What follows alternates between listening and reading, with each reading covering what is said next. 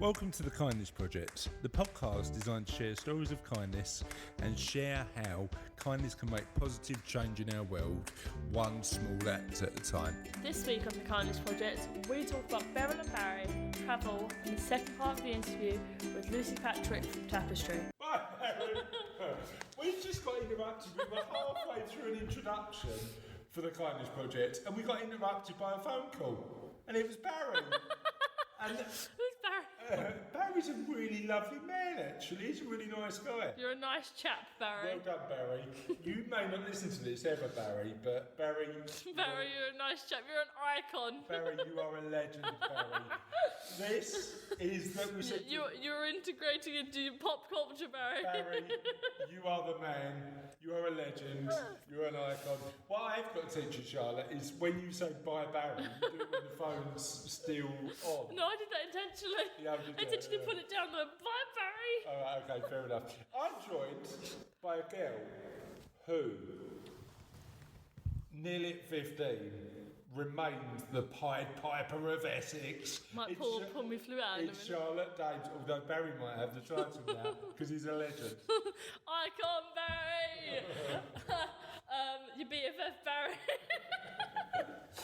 And I'm joined by the man on the other side of the mic, Chris Dame. Although, as Barry is now a legend, we may have to get him on another side of the mic. I may be quickly replaced by Barry. Barry might be a good guest presenter, actually. We need to sort out.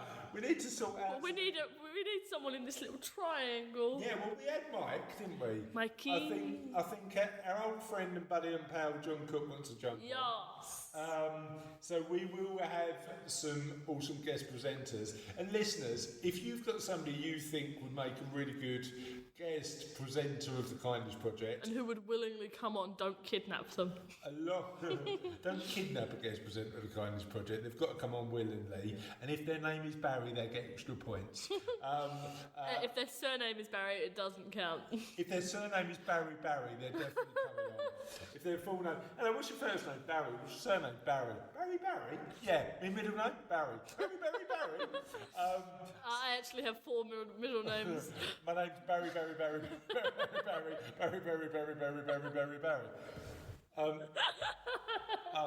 What's your son called? Barry Jr. What's your wife called? Barry, Mrs. Barbara. Barbara Barry. Barbara Barry. What's your granddad called?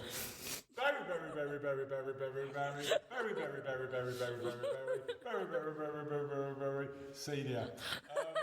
Right, I've said Barry so much now. Saying Barry sounds weird in my own head. That is how much I've Barry. Anyway.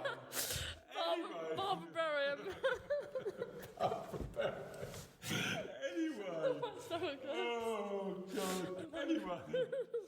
Anyway. This is just like... I've just got this image of somebody going...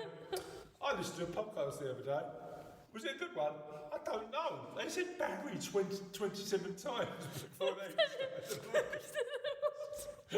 They just kept on saying Barry. Anyway. God, you hurt my stomach. Let's go back to let's move away from Barry. The thing is, I know that Russell, our esteemed editor, is going to come back and go, what's the title of this podcast? Just call it Barry. That's a mood. Right. So let's get this back on track. How can people get in touch with us? Barry. Email Barry at thekindnessproject.co.uk. No, it's honour at thekindnessproject.co.uk. Barry will answer. Yeah, if you just start the email with "Hello Barry," you get extra points. All right. Yeah, and if you end it, points get you absolutely nothing. If you end it with "Dear Barry," you get a hug. Oh, okay, fair enough. And then Twitter. Oh, Honour Kindness. And how about Facebook? Just Google it. Just Google it. I mean, Facebook search it, you know what I mean. Yeah. So www.facebook.com/ No. / the Kindness Project. Just Google. Just Facebook search it. I don't know. Just Facebook search it. And what we want to hear from you today, dear listeners, is your Barry answer stories. to the question of the week. Have you got Barry's story? No. That will be a question eventually, though. If you could fly for one day, what would you spend that day doing? Apart from being Barry. So we want to hear from you. We especially want to hear from you if your name's Barry. I'm legally changing my name to Barry when I'm older. Do you reckon I can change my name by default to Barry? Just imagine going home right now and going to Mum, we've done something.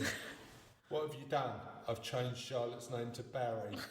Would I get in a lot of trouble for doing that, do you reckon? I reckon I would too. I changed my own surname. You've got to be about 16, so that Dad gave consent. The dad gave consent. My name now is Barry. Barbara Barry. That's all right then. My middle name's Barry. You've got 5 Barrys in the name. Too much. It's one Barry too many. Okay. It's a double Barry name.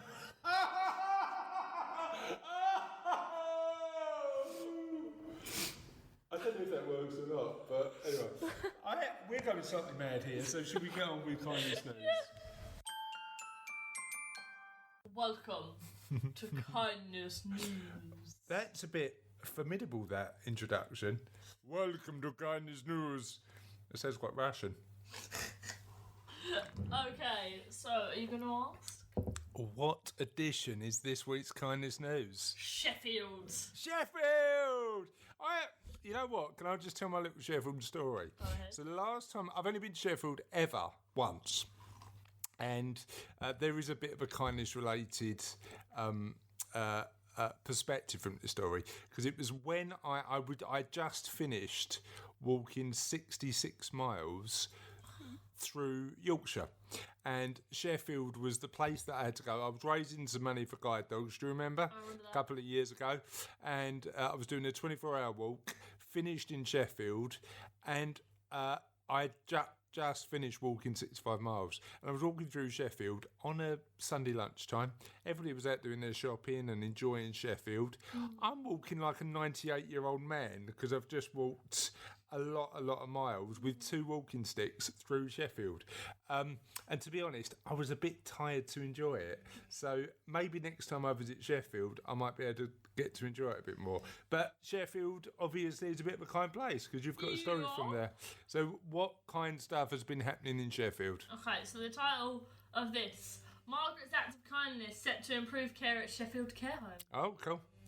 A former Sheffield teacher that devoted her life to helping others is set to be remembered in the same selfless style she lived. Margaret Fitzpatrick, such an epic name. Margaret, it's not as good as Barry though, is it? Barry or Beryl? Or Barry or Beryl. Margaret. Okay. Taught hundreds of pupils at the city's Notre Dame High School and high stores in her working life. Okay. She continued teaching way past retirement age and had a strong sense of family, having brought up 7 children. But for Margaret, life had only just begun.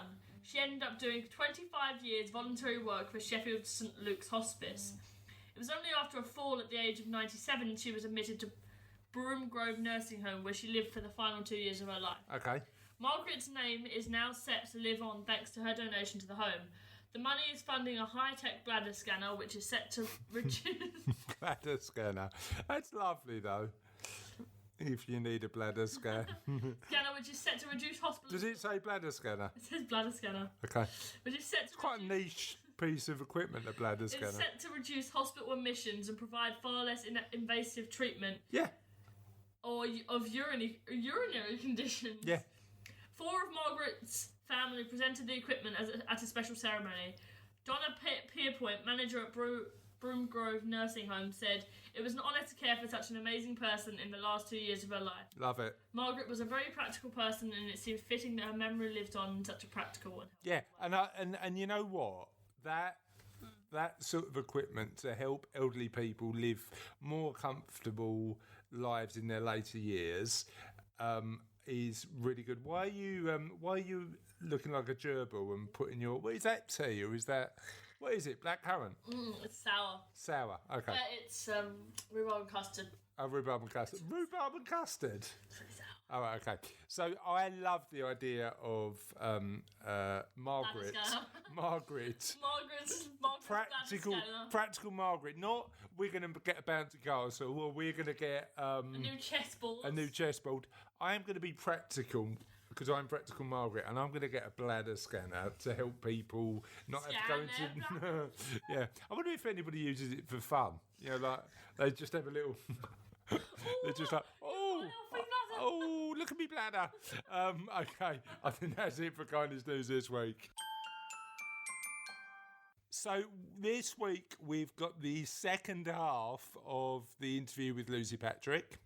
And in this second half of the interview, we talk about commercial relationships and their importance for a small charity, the corporate partnerships, what the future holds for Tapestry UK, where can people find out a little bit more about Tapestry, and as usual, we ask Lucy some of the questions of the podcast. Would you like a listen? Yes. Okay. So I know that you've been talking about the wellness centres. Tell me a little bit about those. Okay, so we've got two, one in Hornchurch and one in Harold Hill. Okay. So we can cover the whole borough.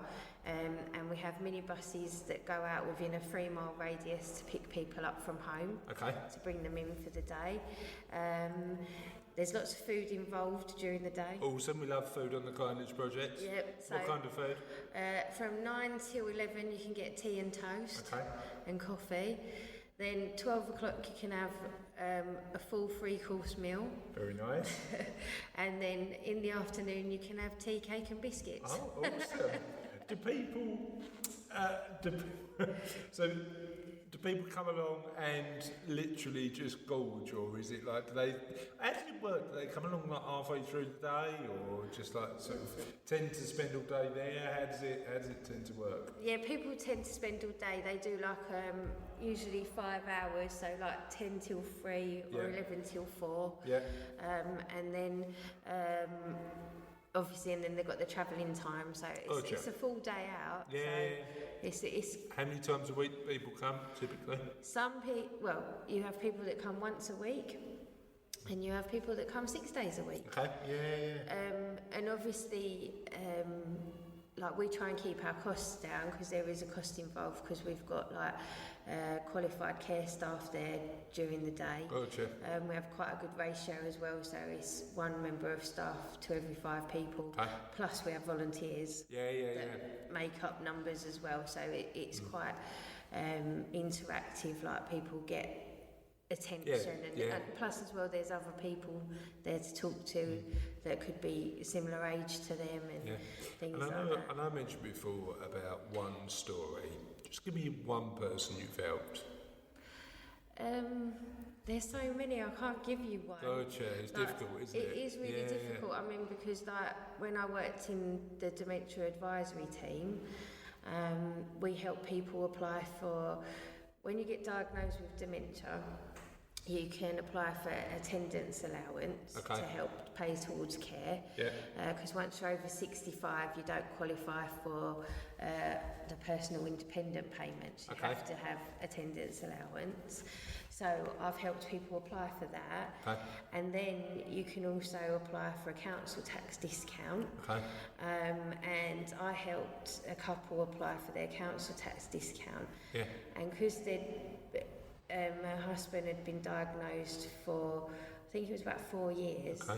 When the doctor filled out the form, he said that he'd felt that person had been severely mentally handicapped for 2 years, so they got their discount backdated for 2 years. Gotcha. And that money helped them so much because they were struggling, and it helped her be able to afford like a gardener, a cleaner, so that she could spend more time with him rather than caring for him. So they spent quality time together as opposed to she was always doing things for me. How many times does it just need somebody from outside to go, actually, we can do this, and this is the way we do it? And it makes me wonder how many people out there who don't get any help, who should be getting help. It's interesting. I know part of part of the wellness centres, there's a sensory room. You've just had a sensory room built. Can you tell me a little bit about that? Yeah, so obviously we're originally we were just registered as a charity. Now, because of the current climate and there's not a lot of funding around, like the council have cut a lot of funding for a lot of different projects and things like that within Havering, like we lost over £150,000 worth of funding in April. Gotcha. So we've had to become a social business. Okay. Yeah. When did you move over? It was around about a year ago. Okay. So that's when we started focusing on our paid for services so Yeah. we can sustain what we do, and then the profits go back into the centres and things like that. So as well as that, we've had to look for other funding opportunities. So we wanted to create these sensory spaces. The company we're using to do it are called Romper. Okay. And sometimes they get called snoozalians. Okay. Yeah. And they're like, they've been used for younger people for a really long time with learning difficulties and things like that. Younger kids use them quite a lot because Cassie, my wife, used to run children's centres, and her old children's centre in the centre she used to run had a sensory room, and I've got to say it was a bit awesome. Do you know what I mean? I went in there and I was like, this is very cool. So what's in your older people's sensory room? They're very similar to the kids' ones. Okay. So they've got the bubble light tube. Yeah. And we've also got like a big screen, and you can play videos and music as well. So you can and we've got like a touchy-feely wall with all different touches and feels. And all of the lighting. So you can do one of two things. You can make it nice and calm and relaxing, so if someone's a bit agitated or that they can go and calm down. It's a chill out room. There's a chill out room, or we can do senses, so like we can play, we can theme it as well, so we could do seaside themes and have pictures of the old style seaside places with like, so it's reminiscent. Like the sound of the waves and the beach and seagulls and things like that. So they're very similar to the other ones, but it's been proved that it also helps with people that have got memory loss, and also just keeping the brain stimulated helps with anything. And just out of interest, I know you're a Havering-based charity, but weirdly, this podcast is listened all over. We've got a decent number of listeners now, which surprises me, because when I just started it was me and Charlotte talking nonsense for an hour. So if somebody wasn't in Havering and they wanted access to these services, where would they find them? Well, we will, if people want to use our sensory rooms, they can. They don't have to live in Havering. All right, okay. Because we actually, the money we've used to build the sensory rooms actually came from a lottery awards for all. Okay. And we also, because we do home care, we do clients in Barking and Dagenham as well. Okay. So they are open to anybody in any area. The best thing to do if you've been diagnosed with dementia or something like that, it is to ring or have a look on the Alzheimer's Society website. Because they do give a list of local charities. For example, so if you look up Havering, we will come up. But if you look up a different borough, that borough's dementia advisory team service will come up. The memory clinic within that area will come up. So, and they're typically run by charities, are they? Not by the local authority, or is it a combination of the two? Well, for example, we are commissioned by the local authority to run the dementia advisory service through the clinical commissioning group. And that's similar in most boroughs. Cool. So they've got a local charity connection that's got the expertise to do and it could be Age UK, it could be like any charity. It depends, doesn't it? Depends, So, I know you mentioned about being a social business. Is the reality of charities moving forward, that it is a tough environment out there and you've got to have corporate partnerships? And if so, how does that work? Yeah, I mean, that's why we've had to adapt and change, because our streams of revenue have sort of been drying up. And there's so many people out there now as well, because the funding's been cut by the local government. Yeah. More people are applying for the other funding, for example, like the lottery and things like that. So there's more pressure on every source, right? Yeah, so there's more pressure on all sources. So if you can develop partnerships within your community that help, like it gives them a good profile because they're helping a charity or a social business, and it helps us because we can keep our overheads down. So like, for example, we work with Lidl and Nando's and they give us surplus food, and then we can use that in the kitchen. Well, I wonder where you get all this feast of food from. We can use that in the kitchen, so then we can keep our prices down. So that's how we can do a 3-course homemade meal for £7. It's not bad, is it? When you're open again, I might have to pop over. And this is the other interesting thing. There is so much surplus supermarket food. I mean, it's a really big issue, isn't it? I mean, I really don't know how much stuff gets slung away at the end of the week, but I'd imagine it's quite a decent amount, right? Yeah, and it's even things like just the bread, because we can freeze the bread because we use it for toast. And get it out the next day, out of the freezer, and use it that day, so it's won't not go wasted. to waste. It's not wasted. But how much sort of just pastry stuff just completely goes to waste? Yeah, I quite like it when they pick up the chocolate croissants. Exactly. You know what? We love sort of, Cassie calls it the whoopsie counter, where all the stuff is like they're going to sling it out. And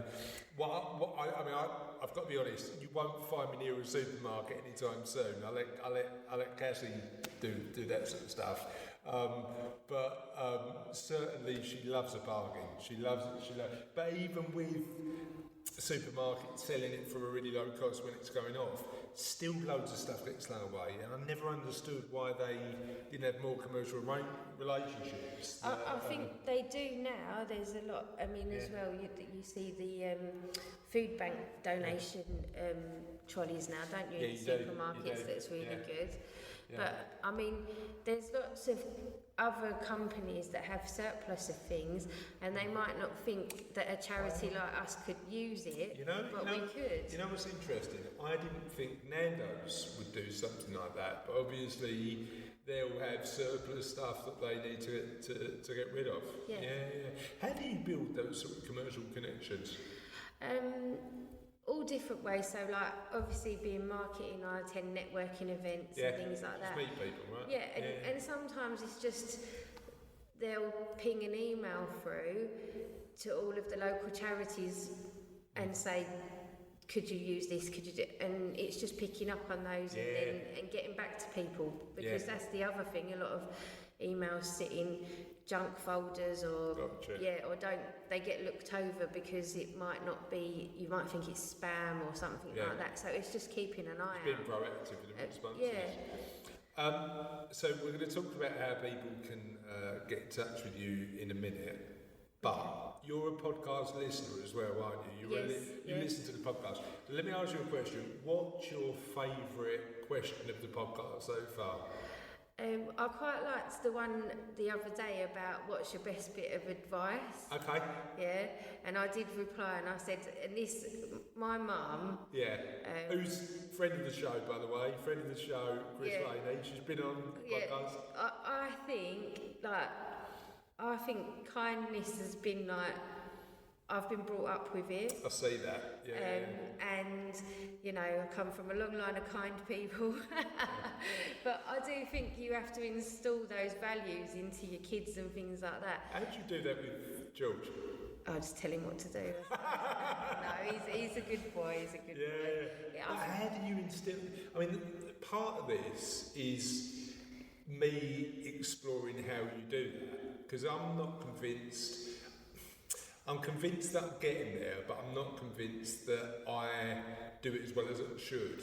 So how do you do it? I think, like with most people, it's taught behaviour, isn't it? You learn from watching and listening to the people, to the people around you. So that's how you learn good values and things like that. So I think that's what it is. And like my bit of advice I gave was, it's what my mum said to me, and it's never like left me, is a truth is always better than a lie. Yeah. And my mum's always said, even if the truth hurts or it'll get you in trouble, you're much better to come clean. Gotcha. Because trying to live with a lie or continue a lie is so much more difficult. Okay, so we had you'll hear this when you listen to the podcast, so we had a conversation about this, Charlotte and I, and Charlotte didn't agree with you, funny enough. Because she said, how about if you lie just to, like a white lie to make somebody feel better? And I genuinely, this is like, with parenting, it's like one of those things where you go, nobody's given me a rule book for this, what am I doing? So I said, there's been occasions where I've said, look, that was fantastic, and it might not have been because I wanted to be nice. How about white lies? I don't know, that's a grey area. White lies are a grey area. But it was really interesting because it opened up a bit of a chat on the podcast, and you'll hear it when you listen to it, about, is it as easy as, like, the truth? I agree with you, by the way. I think people knowing where you stand is really important. But sometimes it's about just saying, there's an ambiguity in life but I don't know is the answer. But I think it's see, this also links in with, I think, like with kindness, I am a believer that sometimes you have to be cruel to be kind. Okay. So I don't think it's kind that if someone says to you, how do I look? And you say you look fantastic and they don't really, that's not the truth, and it's not really kind, because you're going to let them go out not looking very nice. So if you say, well, I like your top, but maybe you should change the trousers because they don't go or something. Bit of a praise sandwich. Well, I love a praise sandwich. Good, bad, good is the way you always do it. So let's do a few other. That's really good advice, by the way, even though Charlotte doesn't agree. Let's do another couple of other questions. What's the most inspiring movie ever? Oh, see, my favourite movie is The Wizard of Oz. Okay. And although people probably wouldn't cast it as inspiring, but I think it's got a good message. Okay. Because it's like, you don't have to, like, the Tin Man hasn't got a heart, but it doesn't mean he can't love. Okay. And the Scarecrow hasn't got a brain, but he's actually the smartest out of all of them. Okay. So, because somebody hasn't got something, it doesn't mean that they can't achieve or they can't be what they want to be. Yeah, agree with that. So, I think that is an inspiring It's about what you've got as opposed to what you haven't got. Yeah, and what you do with what you've got. Well, that's the key, I think. What's your favourite biscuit? My favourite biscuit is a ginger nut. Is it? Yeah. See, I'm not a big ginger nut fan. I love a ginger nut. But I get why. I think as well it is my favourite biscuit, but it's sort of a bittersweet biscuit. Gotcha. Because what ginger nuts actually remind me of is when my nan used to have chemo. Okay. Because they give you ginger biscuits when you have chemo, because it helps with nauseousness. Okay. Interesting. So I got into ginger nuts when you were with your nan. With my nan. You know what? You just reminded me of something. So my granddad had a little flat up in Plaistow, and when I used to sort of go and see him, he had a larder. He had this little larder, and he used to open it, and it was full of, I don't know if all granddads have got this, full of club biscuits, the little like. I like a lot of chocolate on your biscuit joint. And literally, I don't think he opened this larder because like the club biscuits used to all fall out when he opened it. Unless we came round, it was like, oh, should we go in the larder? And it's weird because I've had a club in ages, but like you get a bit nostalgic about those sort of foods, don't you? Do you know? Yeah. We're doing food again, I know, by the but way. I think food does. Yeah. It does, like one of the things with sensory rooms and that. You know, if you pump in smells of bread and bakeries and it helps sell your house. Yeah. And It things creates like that. it creates emotion, doesn't it? And It drives memory, emotion. yeah. What's the best Muppet? Animal. I think animal. There's no other option, is there? Well, I don't know. I'm torn between Animal, Kermit, and Miss Piggy. Trump's a good Muppet. Okay, so what's the favourite thing about where you live? Where I live, well, I live in a little. There's not a lot there. It's there's just 2 pubs, Okay. a butcher's, the village shop, and a post office. Okay. So it was intentional to live somewhere where it was quite quiet, was it? Well, sort of. It's not. It's really weird because where I live is close to the A13, close to the A127. Okay. But you feel like So it's on top of everything. Yeah. it's on top of everything, but you feel like you're in a little village. Yeah, so gotcha. that's really It's a nice combination to have. And that's what I do like about it because, you know, I'm 20 minutes down the A13 from my mum. Yeah. And 15 minutes down the A128 to my dad in Brentwood. Yeah, so, gotcha.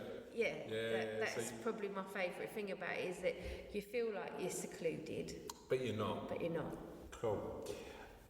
If you could go back in time and change one thing in history, what would it be? I don't think I'd change anything. See, we had that there was plenty of people who answered that and said, you know what, I'm not convinced I'd change anything at all. Well, I just think it's a bit like, you know, like the film Back to the Future. Yeah. When you go and change something. Yeah, Biff Tanner gets the book then, doesn't Exactly. he? It's all mucked up. When you go and change something, then when you come back, your reality is not your reality. Good point. Fair enough. And everything you know and everything you learn is different anyway. Is different. Yeah. So how would you get on in the new world? I think the other thing is as well is that it's easy to turn around and go, I'd change this and this, but you and everybody and history learns from the mistakes of the past. Yeah. So I don't know if we're bound to repeat stuff that wouldn't have happened anyway because we need to learn those lessons, don't we? Yeah, so if you went back and changed it didn't happen then, it might happen in the future because you haven't learned from it. Okay. What attribute, knowing that your mum's a listener of the podcast, right, what attribute do you get from your mum and dad? Okay, so from my mum, see, this is difficult because people think my mum's quite laid back and, you know, sort of a tree hugger. But she's actually not that. Okay. But from my mum, I think I get honesty. Okay. I say what I think, sometimes to my detriment. Okay. Sometimes I don't think before I speak. You're not alone. No. You're not alone. And I'd say I get patience from my mum. She's quite a patient person. Okay. Takes a lot to push her buttons and get her to flip. Okay. And from my dad's quite grounded and sensible, Okay. like with money and things like that, whereas my mum's the opposite. She's Okay. quite, not frivolous with money, but she would, if she had a £5 and you had nothing, she'd give you half. Gotcha.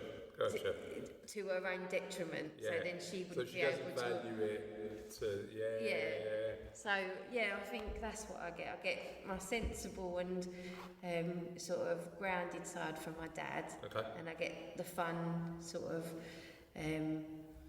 just go with the flow. And, Okay. Yeah, from your mum. From my mum, yeah. But having that as a combination is not the worst thing in the world, right? No, it's not the worst thing in the world, yeah. What's your favourite viral video? Well, see, I was thinking about this because I saw this one and I thought, I haven't got a favourite viral Have video. you not? And then I started talking to George about it because obviously he's on YouTube 24/7. Yeah. So he started showing me a few.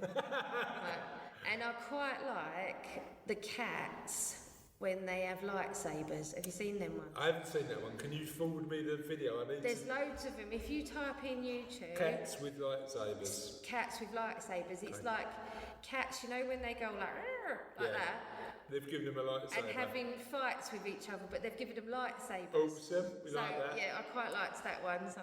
Somebody sent one in, and you wouldn't have heard this yet, because I don't think it's gone out. Just of a cow in a car. Just completely random, but it's just Charlotte and I did it where we just watched this video of a cow in a car. It's weird, but and hilarious. It showed me this one about like some Chinesey person singing about a pen and a pineapple. Well, that was awful. But then for about 2 days, I had the song stuck in my head. Gotcha. They're quite addictive, aren't they? Yeah. Sophie, my little one, so my little 6. Have you heard the duck one? The duck walks up to the lemonade stand. Yeah. So we get that quite a lot in our house, which is good. And then I'm going to bring out an old question, classic now, because we've been going for 20 odd episodes. Question of the podcast: best use of an egg. Best use of an egg. I love a fried egg sandwich. Fried egg sandwich, good. Sauce. Yeah, I like red sauce with fried egg sandwiches. Fried egg sandwich. With bread. salt and What pepper. bread? Oh, it's got to be either French bread, like a French stick, or nice cut fresh tiger loaf. Sounds good. Yeah. Sounds good. And again, it goes back to memories. Yeah. So my stepdad, whenever he's had a skinful and he gets home, he makes himself a fried egg sandwich, and he says it's the best hangover cure. And he has it like before he goes to bed. Gotcha. So before he goes to bed, he has it, and he wakes up in the morning feeling a little bit better than he. Apparently so. Apparently. Yeah, it don't work for me. Sounds good. So what should we, as you're a friend of the show, so we've got a rule now. If you're a podcast guest or you've commented on more than 5 things, you are then officially a friend of the show, and you get to pick a future question of the podcast. Okay. So what should we ask on a future question of the podcast? Okay, so my future question of the podcast is, I think in order to be a kind person, you have to know what triggers you and turns you into a not very nice person, as in things that get on your nerves. Okay. So what are the top 3 things that other people do that get on your nerves? So what gets on your nerves the most in the world? Well, I've thought of 3 things, but I could make a list of probably 30, because once I started... Okay, but what was your top 3? My top 3 is people squeezing the toothpaste from the middle. Okay. That drives me insane. Yeah, okay. What other ones was there? Yeah, the toothpaste, definitely. That just does my nut in. Okay. When no one changes the toilet roll. Okay. So you're sat on the loo. I can feel that this stuff comes up, right? Yeah. And or there's just like one sheet on it, and you think you could have just like put a new toilet roll on, because when you go into the loo, you don't think about I'm going to change the toilet roll before I start. I'm just thinking I'm guilty as charged on all of these stuff. I mean, don't ask Cassie about whether I do any of this stuff, because I bet I do all 3. Third one is? My newest one occurred last night. Okay. So who did it? George. So what happens is George's room is above the front room. Okay. Yesterday, George got a new gaming chair on wheels. Okay. Yeah? So I'm watching the telly, and it's like, I don't know, elephants going around on top of my head on wheels. Because he's on the gaming chair. But this is the best thing. So I thought, what is he doing up there? So I went upstairs, and the gaming chair was parked outside the toilet. So he had wheeled from his room to the bathroom. Yeah. I've got to drag my teenager out to places now, because I think if I didn't do that, she wouldn't walk anywhere. Do you know what I mean? She wouldn't walk anywhere. So she's not got herself a little gaming sort of chair to take her places yet, but I'm sure it will come. Yeah, but it was just like, I'm trying to concentrate on the telly, and it's like I said, a herd of elephants on roller skates. And I thought, what possibly, because his room's not that big, I was thinking, what possibly could he be doing up there? And then when I went upstairs and the chair was parked outside the toilet. And that's a YouTube video waiting for it to happen, right? Elephants on roller skates. I want to see that today. Okay, so where can people find out a little bit more about Tapestry? Well, we've got a website, which is www.tapestry-uk.org. Okay. Or you can ring us on 01708 796 600. Awesomely pronounced there, well done. Or you can email us hello@tapestry-uk.org. See, I think since doing the Kindness Project, if it ain't holler, right, you've got to go holler at the tapestry.org. Oh, hello, it's close. Yes, we like holler on the Kindness Project. Thank you so much for coming along and getting involved, and I will speak to you soon. Thank you very much. So, that was a good interview. What did you think of Lucy's answers to the question of the podcast? It was very interesting. Go! It's so We're back next week. I don't know why you're worrying about it.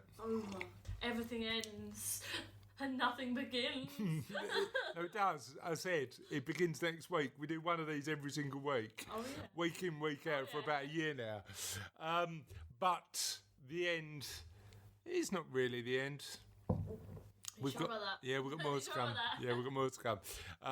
Because the end is never the end, because we've got to do question of the podcast. Last week's this week. Why are you tapping me? Can I have a drink? Well, you want some more hot chocolate? Yeah. Take it. Thank you.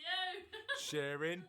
I like the fact that you finished your hot drink and now you're starting to drink mine. Mine went cold. Is that your went cold, so you got to drink mine? Blimey. Yeah, it's the last of the hot chocolate. Can I do my last week's question of the podcast so I can read out the answers? Yes. The last week's question of the podcast is it poor etiquette to drink entirely your drink and then steal somebody else's? No. I think not, listeners. I think that's very poor etiquette, but we'll say no. Last week's question of the podcast is really simple. What's your favourite fruit? And we had some decent answers. There was a bit of general consensus though, so I think the most popular fruit that came up was clearly the banana, because the bananas are very, very decent fruits, I think. So Greg Kingston said banana, versatile. Comes with an easy to remove carrying case, capable of being smoothified, built-in ripeness indicator, colour, unique power, and can ripen other fruit. I didn't know that. Also with banana was me. I like a banana, but do I count? No. Oh. But in other news, John Cook said strawberries because it's the tastiest. Honourable mention to banana for being second tastiest and having great comedy value. Gav Keat said cherries. We bought a tree in order to fulfil our cherry needs. The pigeons in this area have eaten every single one. Heidi Ball said apples, very tasty, and you can turn it into cider. And Tim Morris said fruit tart, because I love a good tart. I mean, that is a double entendre if you've ever heard one. And Bavner said another vote for strawberries because they're a perfect balance of sweet and tangy. If you'd like to answer any of our questions of the podcast, you're more than welcome to. Slap the answer. Just slap the answer at Holokindness. Well, I know we do it at the start, but I thought I'd mix it up a bit and do it at the end as well. So yeah, please do let us know, and please feel free to answer any of the questions of the podcast that we've asked at any stage. That's the dog. That's the little one. And on that note, I think we better go. Bye.